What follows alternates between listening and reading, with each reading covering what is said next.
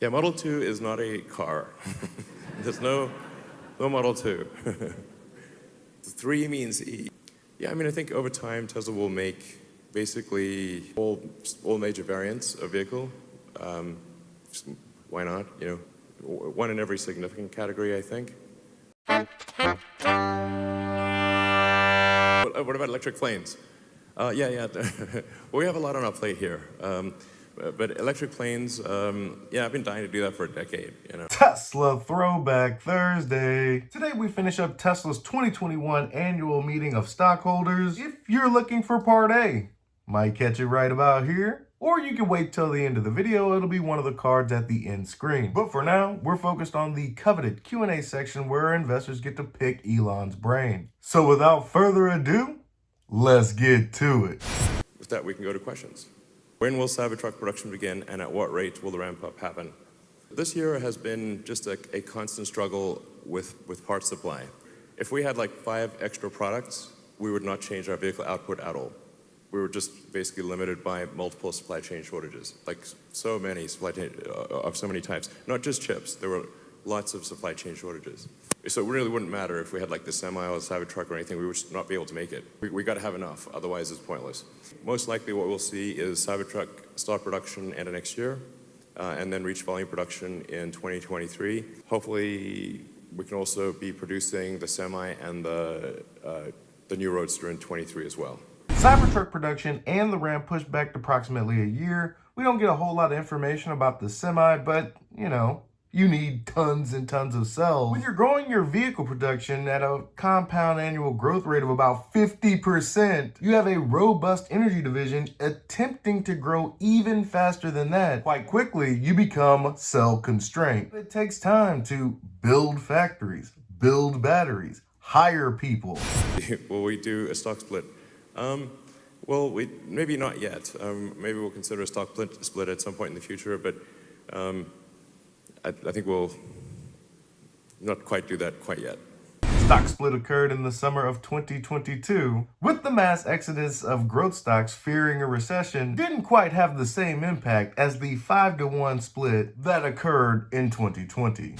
Will we see 4680 battery cell production in Texas? I don't think we will see 4680 production in Texas this year, but we are making 4680s in California at our pilot plant, which is a big plant by normal standards. It's like capable of 10 gigawatt hours a year. That factory will be able to make more than enough cells for Giga Texas to scale production of Model Y.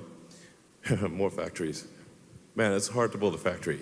Yeah, I've said many times that prototypes are easy, production is hard. 1% inspiration, 99% perspiration. Might start scouting for locations next year.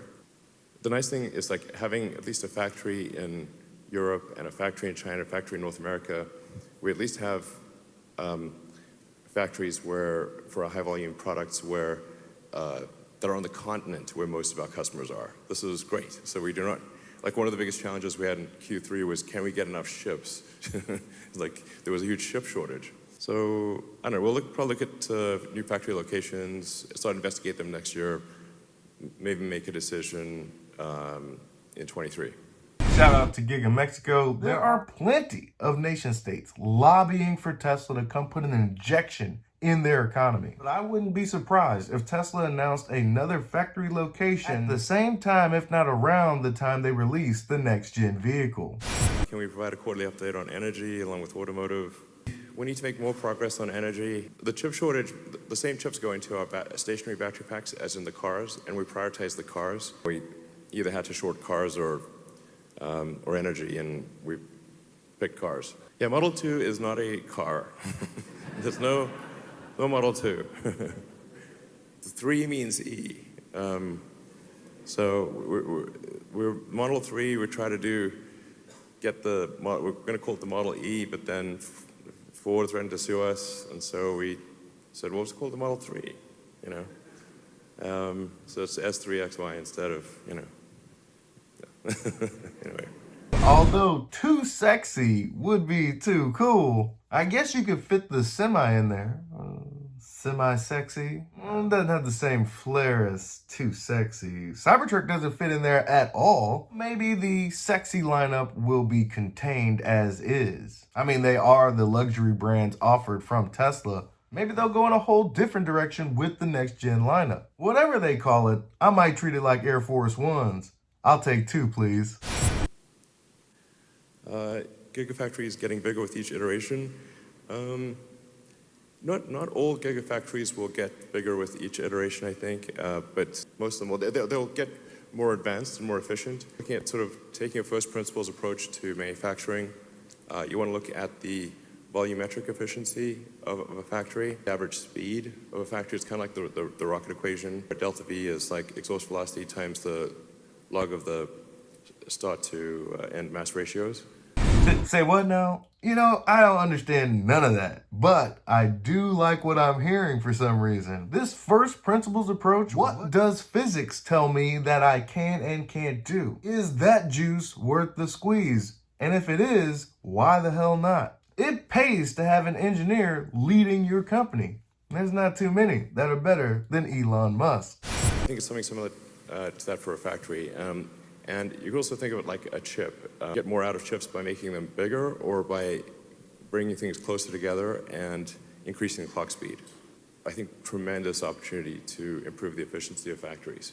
And Tesla's long-term competitive advantage will be manufacturing. Because all cars will be electric, eventually all cars will be autonomous. The thing that's the hardest to, I think, sort of match Tesla on or copy is manufacturing. Ding, ding, ding, ding, ding. Tell him what he's won, Johnny. Your mother. Right. Shout out to the industry-leading margins when making battery electric vehicles. That industry-leading number is a testament to Tesla's ability to manufacture goods with the utmost efficiency. And so I think that will be the long-term advantage of Tesla. Yeah, limiting factor to the growth is engineering. Yeah, there's really not a factory stamping out amazing engineers. You've got to basically recruit people. You've got to kind of train them in the right way. Like sometimes companies think you could just hire anyone with an engineering degree, slap them together, and get amazing stuff. This is not the case at all. Often adding more engineers to a program makes it go slower. And the excellence of an engineer matters tremendously. There are the huge differences in engineering talent that boggles the mind. But I do wonder today, like, if Nikola Tesla applied to Tesla, would we even give him an interview? I'm not sure we would. It was like, we should, obviously. That does concern me. Like, I think we could do a better job of vetting resumes. And really, we're just looking for evidence of exceptional ability, like not whether somebody graduated from a particular school or whatever. 3 bullet points, evidence of exceptional ability. And do you say, wow, after you read those 3 bullet points?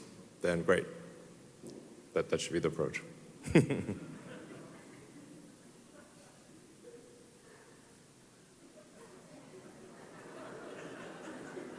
I'm actually a big fan of the original VW sort of bus. That was really cool. Yeah, I mean, I think over time, Tesla will make basically all major variants of vehicle. Why not? One in every significant category, I think. Yeah, I think we're actually making rapid progress with Solar Roof. Solar in general and energy in general got kind of shortchanged for a couple of years there because we were desperately trying to make the Model 3 and reach volume production. So we just moved everyone from anywhere in the company that could possibly work on Model 3 was working on Model 3. It was all hands on deck, as you know. If Model 3 fails, the whole company's dead. So we're just going to move everyone from Solar, from everywhere, to help with Model 3. The sense of urgency with the Model 3 ramp, Tesla probably would be dead if they'd done everything in a standard way. No, that's not in my job description. You won't have a job if you don't come help us. It must have been quite terrifying. But coming out of the other side of that level of adversity only makes you stronger. What's the old adage? If it doesn't kill you? I think we're now making rapid progress with the Solar Roof, and in particular with new home builders. We now have relationships with a number of new home builders. and we expect that those to gather significant momentum.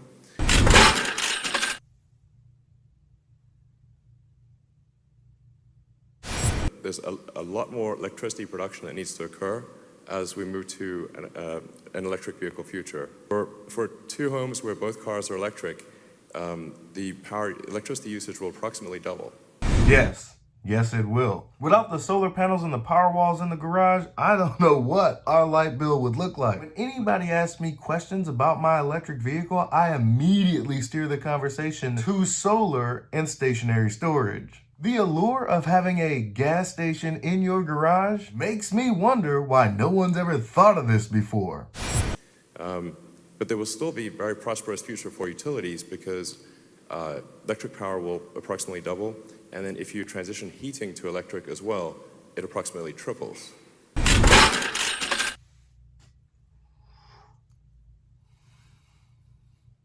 Like I've said many times before, we need all forms of power. This isn't going to happen overnight. It's a wonderful solution, but it's going to take time. And in the interim, we need to continue to power our ever-growing civilization. Our energy needs are not going to diminish anytime soon. All forms of power are going to be needed.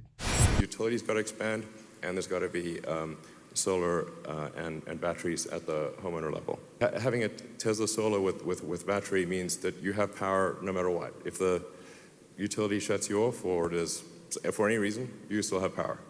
Here in the Austin blizzard, it's like I was staying at a friend's house, but he didn't have the solar roof and battery, so I'm sitting in the dark, in the cold, and I was like, okay, it really brings home the need for the solar roof and battery. You're damn right.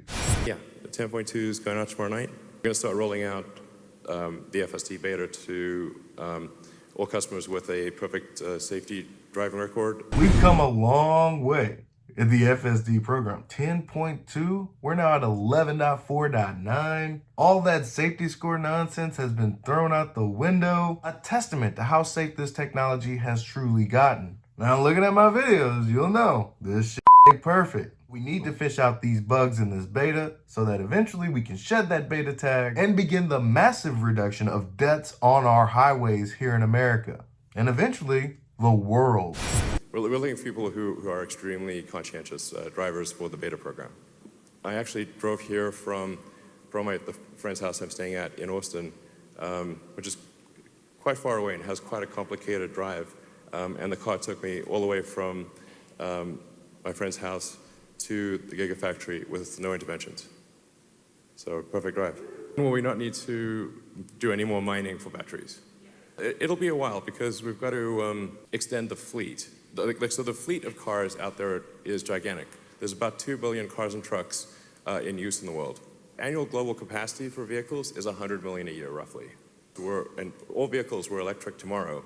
It will still take 20 years to change out the fleet. If you look at total fleet of vehicles on Earth, and electric cars at this point I think are still well under 1% of the fleet. 30 years-ish, 30, 40 years? Yeah, it's not bad.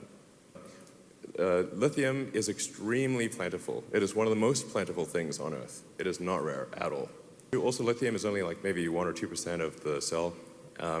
And so the actual thing that matters is the cathode. Our long-range vehicles use a nickel-based cathode, but for our standard-range vehicles and for stationary storage, I think all of that will move to iron-based, iron cathodes. And iron is also extremely plentiful. Nickel is not rare, but there's, I know, maybe 10 to 100 times more iron than there is nickel. I think that will be the vast majority of batteries in the future will be iron-based. So I do not see any shortages off-planet factory. I like the way you think. How many years before Tesla's first off-planet factory? I mean, I'd like to see one before I'm dead. That would be cool. 40 years-ish. Hopefully before I'm dead, basically. What's my safety score? Oh, great question.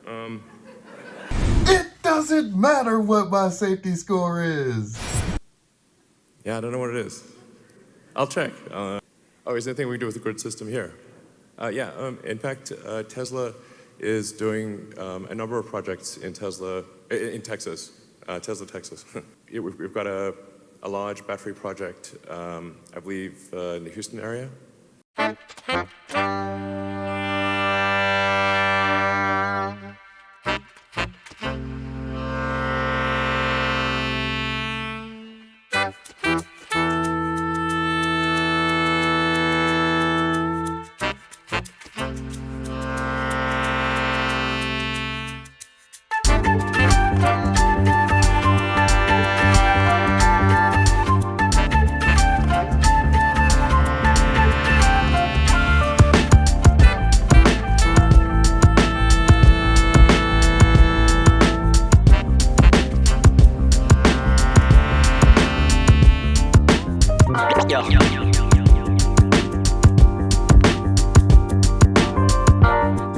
Target capacity for the MEGAPACK factory. 40 gigawatt hours. In Lathrop, California, we just opened a big MEGAPACK production facility. Tesla insurance. Like, the degree to which insurance is a regulatory labyrinth is insane. It's long and complicated, and a lot of it is state by state. We're processing applications in states across the country, and then the states also have different regulations, so you can't, actually aren't legally allowed to offer the same insurance in every state. We'll be offering it in Texas very soon, and like maybe in a month or something. Next week, great. Phone a friend. Serving in the military, USAA has been a very, very good insurance provider. Tesla's getting pretty good at it too. Every year or so, I kind of compare the race to see if USAA or Tesla is the better insurance provider. And eventually, USAA is not going to be capable of keeping up with Tesla owners. They've been doing a decent job so far because USAA is awesome. Tesla knows their vehicles better than anybody else. Matter of fact, I'm going to check these rates right now. I'm really getting into the weeds here. So we're definitely going to be making CYBERTRUCK here, and so probably the ATV too. Even the wife wants one of those cyber ATVs. We want to make an ATV that is the least dangerous ATV. So if you're going to ATV, well, you might as well have the least dangerous ATV. Have a really low center of gravity because the battery pack will be down low, and I think we can do some things with the suspension. Just make it really hard to roll this thing. You got to have one with a CYBERTRUCK, What about electric planes? Well, we have a lot on our plate here. But electric planes, I've been dying to do that for a decade, We've got quite a few fish to fry here. Maybe one day the electric plane. The product roadmap for Tesla is quite amazing. Transitioning the world to a sustainable energy economy includes boats, includes planes. Focus on what you can make now, and as the technology improves, the more factories you get, expansion is inevitable. And there you have it, Tesla's 2021 annual meeting for stockholders, Part B. It's essential that we go back and review the timelines that Elon proposes. He's quite optimistic, but eventually these things do come to pass. Tesla just has to jump over some of life's hurdles to get to the finish line. That's all I've got for you today. Professor Hustle's office hours are in the comments below. Be easy. Peace.